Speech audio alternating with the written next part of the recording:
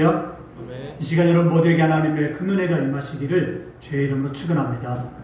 만일 기차가 철로를 벗어나거나 비행기가 항로를 이탈하면 어떻게 될까요? 큰 사고로 이어져서 많은 사람들이 다치거나 죽게 됩니다. 사람도 하나님 말씀을 벗어나면 이렇게 됩니다. 하나님 말씀을 벗어난 것이 죄입니다. 성경은 죄를 이렇게 정의합니다. 죄의 싹은 사망이라. 그러면 왜 죄의 결과가 사망이 될까요? 죄는 하나님 말씀에 대한 도전이 되기 때문에 그렇습니다. 성경을 보면 하나님 말씀을 벗어나서 하나님께 도전한 사람들은 모두 죽었습니다. 다단과 고라자손이 그랬고, 아합과 이세벨이 그랬고, 아나니아와 삽비라가 그랬습니다. 무엇이 이 사람들을 죽게 만들었을까요? 바로 죄입니다. 죄가 이들을 죽게 만든 것입니다. 이들은 죄로 말미암아 하나님의 심판을 받아서 모두 죽고 말았습니다. 중요한 것은 이들은 모두 죄를 지었으되 회개할 줄 몰랐다는 것입니다. 회개하지 않고 하나님을 무시한 채 계속해서 죄를 지었을 때 그들에게 하나님의 심판이 임했고 결국 그들은 모두 죽고 말았습니다. 본문은 사탄에게 내어준 사람이라는 제목의 말씀이에요. 이 시간 우리는 본문을 통해서 어떻게 하면 우리가 죄를 멀리하고 구원의 길로 갈 것인가를 고민하고 깨달으며 은혜를 받고자 합니다. 본문 1절로 2절 말씀 보십시다. 너희 중에 음행이 있다 함을 들으니 이런 음행은 이방인 중에서도 없는 것이라. 누가 그 아버지의 아내를 취하였다 하는도다. 그리하고도 너희가 오히려 교만해져서 어찌하여 통한이 여기지 아니하고 그 일 행한 자를 너희 중에서 쫓아내지 아니하였느냐. 고린도 교회에 상당히 큰 문제가 있었어요. 자, 그것은 음행의 문제였습니다. 그런데 그 당시 고린도 교회의 성적 범죄의 매춘은 일상이었다는 것입니다. 고린도의 헬라인들은 매춘을 음식과 음료처럼 자연스럽게 필요하고 정당한 것으로 생각했으며 미의 여신으로 숭배했던 아프로디테에게 기도할 때마다 가급적 많은 창녀들을 초청해서 제사의식으로 음행을 자행하기도 했습니다. 이런 성적 타락은 거룩해야 될 교회조차도 오염을 시켜버리고 말았습니다. 그러면 고린도 교회에 이런 음행의 문제가 어떤 음행의 문제가 있었습니까? 누가 아버지의 아내를 취하였다는 것입니다. 바울은 이런 음행 사건을 언급하면서 어머니를 취하였다라고는 말하지 않았습니다. 여기서 아내로 번역한 헬라어는 귀네인데 이 귀네는 아내, 여자라는 뜻도 있지만 첩, 계모라는 뜻도 있습니다. 자, 이것으로 보아서 아내는 첩이나 계모일 가능성이 큽니다. 그런데 문제는 이런 일은 이방인 중에서도 없는 것이라는 거예요. 더군다나 예수 믿는 사람이, 교회 다니는 사람이 이런 일을 벌였으니 어떻게 되겠느냐 이 말입니다. 그런데 이보다 더 큰 문제가 있어요. 이보다 더 큰 문제는 이런 일을 행하는 자를 교회가 출교하거나 쫓아내지 않고 묵인했다는 거예요. 이로 인해서 교회의 권위는 땅에 떨어지고 말았습니다. 오늘날에도 그러지 않습니까? 교회가 잘못했을 때 서양 사람들로부터 손가락질을 받습니다.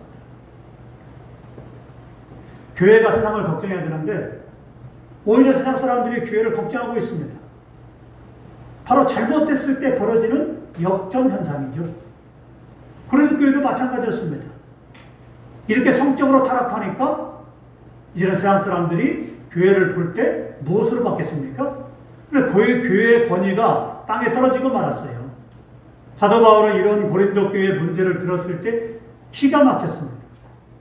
교회는 당연히 교회 안에서 이런 문제가 발생하면 그런 교회를 치리해야만 됩니다. 그런데 고린도 교회는 이런 문제를 크게 생각하지 않았어요. 왜 그랬을까요? 이들은 왜곡된 영적 판단력으로 성적 방종을 자신들의 영적 자유로 생각을 했어요. 이제 우리는 예수님을 믿었으니까 예수 그리스도 안에서 구원받아 영적인 사람이 되었으니까 육적으로 행하는 죄는 더 이상 죄가 아니다. 구원받은 사람에게는 더 이상 영적으로 구원받았으니까 육적인 행함은 죄가 되지 않는다라고 영지주의자들처럼 이런 이원론적 위험한 생각을 가지고 있었습니다. 저들은 이미 구원받은 사람은 육체가 어떤 죄를 지을지라도 구원받을 수 있다. 그러니 성적인 범죄도 아무리 지어 상관이 없다라고 그런 사상을 가지고 있었습니다. 영지주의가 뭡니까? 이제 구원받은 사람은 내가 그냥 육적으로 죄를 막 지어도 이미 구원받았으니까, 영혼은 구원받았으니까 육체가 죄를 지어도 아무런 상관이 없다라는 게 바로 영지주의자들의 생각이에요. 그렇습니까? 성경은 뭐라고 말하고 있습니까?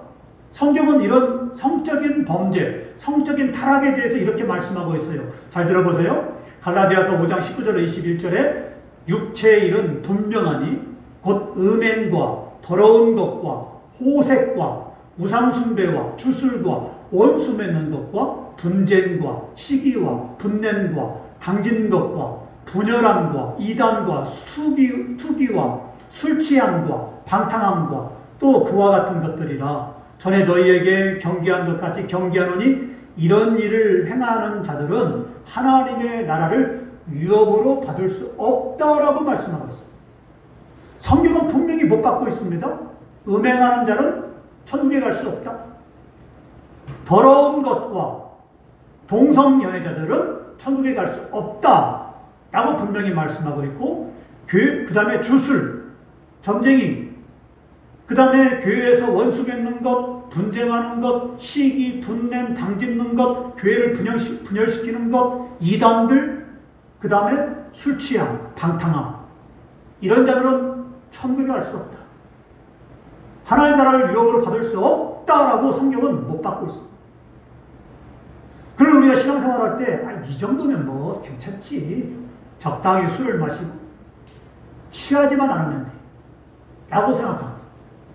그리고 이 정도 우리가 행하고 살아가면 괜찮아, 이렇게 판단하는 것들이 많습니다.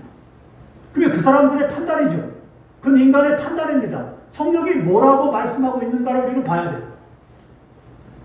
우리가 하나님의 자녀가 되었으면, 우리가 천국 백성이 되었으면 하나님 말씀대로 살아야 됩니다. 그게 믿음 생활이죠. 교회만 다닌다고 신앙생활이 아니고 믿음 생활이 아니에요. 믿음 생활이라는 건 하나님 말씀대로 살아가는 게 믿음 생활이에요. 하나님 말씀대로 순종하는 게 믿음 생활이에요. 그것을 벗어나게 되면 마치 기차가 철로를 벗어나는 것과 똑같고 비행기가 항로를 벗어나는 것과 똑같습니다. 그러면 사고를 당하게 되고 잘못하면 죽을 수도 있고 하는 경우가 그런 경우입니다. 그렇기 때문에 우리가 하나님 말씀을 벗어나서는 안 됩니다. 믿는 사람은 하나님 말씀이 길이 되고 빛이 되니까 그 길로만 가야 돼요. 그래야 길을 잃어버리지 않고, 그래야 함부를 이탈하지 않고, 그래야 사고를 당하지 않고, 그래야 안전하고 구원의 길로, 평안의 길로 갈 수 있다는 것이고, 그런 사람이 천국 길로 갈 수 있다는 거예요. 근데 많은 사람들이 오늘날 착각해요. 교회만 다니면 구원받을 수 있다, 천국 갈 수 있다 라고 생각합니다. 아닙니다. 성경은 그렇게 말씀하고 있지 않습니다. 그렇기 때문에 우리가 하나님의 심판을 피하고 하나님의 심판을 면하고 천국에 갈 수 있는 건 바로 하나님 말씀대로 살아야 되는 거예요. 그렇지 않으면 분명한 지옥의 심판이 있습니다. 다시 분명히 말씀드리지만 하나님 말씀대로 살지 않으면 지옥의 심판을 받을 수밖에 없어요. 그럼 우리가 어떻게 하나님 말씀대로 살 수가 있느냐? 성령을 받을 때, 성령이 역사할 때, 성령과 함께 할 때 성령이 주장해 주시고 그렇게 하도록 우리가 성령을 받지 않으면 하나님 말씀대로 살기가 그렇게 어려워요. 그렇게 힘들어요. 근데 성령이 내 안에서 역사하면 하나님 말씀대로 사는 게 그렇게 쉬워요. 정말 편합니다. 어렵지 않아요. 오히려 하나님 말씀대로 안 사는 게 더 어려워요. 그래, 우리가 믿음의 사람은 하나님 말씀대로 사는 게 쉬워야 돼요. 편해야 돼요. 이상하다. 왜 하나님 말씀대로 안 살지? 왜 저렇게 순종하지 않지? 이게 이상하게 보여야 돼요. 바로 그게 성령의 사람인 것입니다. 그렇기 때문에 성령의 사람은 하나님 말씀대로 사는 게 너무나 좋은 거예요. 너무나 기쁜 거예요. 왜? 하나님의 은혜가 임하거든요. 그때그때마다 하나님께 물을 때 기도에 응답이 오고 하나님이 응답해주고 인도하시고 역사하시고 그러기 때문에 삶 가운데 방황하지 않고 헤매이지 않습니다. 이런 믿음의 삶을 살아가는 사람이 천국을 유업으로 받을 수 있다는 거예요. 그러니까 우리가 잘 될 수 있는 비결은 뭐냐? 결국은 하나님 말씀대로 순종할 때 인생이 평안하고 잘 된다는 거예요. 그렇기 때문에 하나님 말씀대로 순종하자 이 말입니다. 고린도 교회는 하나님 말씀대로 순종하며 살아야 했습니다. 하지만 이들은 말씀대로 순종하며 살기는커녕 죄와 적당히 타협하면서 살았어요. 그래서 오히려 교만하여 교회 안에 성적인 범죄를 버젓이 저지르는 자가 있었지만 통할이 여기지 않았습니다. 여기서 통할이 여기다라는 말은 헬라어로 에펜데 사테인데 이 뜻은 죽은 자로 인해서 슬퍼하는 것처럼 아주 심하게 슬퍼하는 것을 말합니다. 생각해 보십시오. 내 부모님이 돌아가셨어요. 그러면 아이고 합니까? 그렇지 않죠? 나와 상관없는 사람이 장례식에 오게 되면요 얼마나 슬퍼하십니까? 얼마나 슬픕니까? 이 정도예요. 근데 자녀는 부모가 돌아갔을 때는 가슴이 메어져요. 다시 만날 수 없다는 그 슬픔이 너무나 가슴이 아프고 그래서 엉엉 우는 거예요. 남들은 울지 않습니다. 자식은 울어요. 이게 통할이 여기는 거예요. 창자가 끊어질 만큼. 자, 이게 그렇기 때문에 고린도 교회는 바울의 말씀처럼 가슴을 치며 주여 이것이 우리의 잘못이고 이것이 우리의 죄입니다라고 슬퍼하며 회개했어야 됐어요. 그러나 이들은 회개하기는커녕 오히려 교만해졌습니다. 죄의 특징 중에 하나가 교만이에요. 죄는 사람으로 하여금 변명과 정당화와 합리화를 하게 만듭니다. 이래서 죄를 지을 수밖에 없고 저래서 하나님 말씀에 순종하지 않을 수밖에 없었다라고 자기 합리화를 합니다. 이렇게 회개하지 않는 죄는 교만으로 발전을 합니다. 죄를 짓고 겸손하게 회개하게 되면 얼마나 좋겠습니까? 하지만 꼭 죄를 지은 사람은 마음이 강팍해지고 고개가 뻣뻣해져서 교만해집니다. 그러면 회개하지 않아요. 교회가 이렇게 되면 분쟁이 생기고 분열되고 나중에는 죄로 말미암아 무너지고 맙니다. 교회 나온다고 다 그리스도인이 아니에요. 교회 나와서 명예를 얻으려는 사람도 있습니다. 많은 사람들로부터 존경을 받으려는 사람도 있어요. 존경받기 위해서 명예를 얻기 위해서 사업이 잘 되게 하기 위해서 그렇게 교회에 나오는 사람이 있더라 이 말이에요. 보통 이런 사람들이 교회에 나오게 되면 봉사를 열심히 잘합니다. 헌금도 잘합니다. 헌신도 많이 합니다. 그러면 사람들이 칭찬하고 이 사람들을 따르게 됩니다. 그러다 보면 교회에 큰 문제거리가 됩니다. 이런 사람들 때문에 교회가 점점 어지러워지게 됩니다. 나중에는 파당이 생기고 파벌이 생겨서 교회가 싸우고 다투게 됩니다. 지금 고린도 교회가 이런 상태였습니다. 바울은 이런 고린도 교회 상태를 이렇게 알고 있기 때문에 그래서 이렇게 말씀합니다. 본문 3절 말씀 보십시다. 내가 실로 몸으로는 떠나 있으나 영으로는 함께 있어서 거기 있는 것 같이 이런 일 행한 자를 이미 판단하였노라. 바울은 고린도 교회의 음행의 문제에 대해서 이미 판단했어요.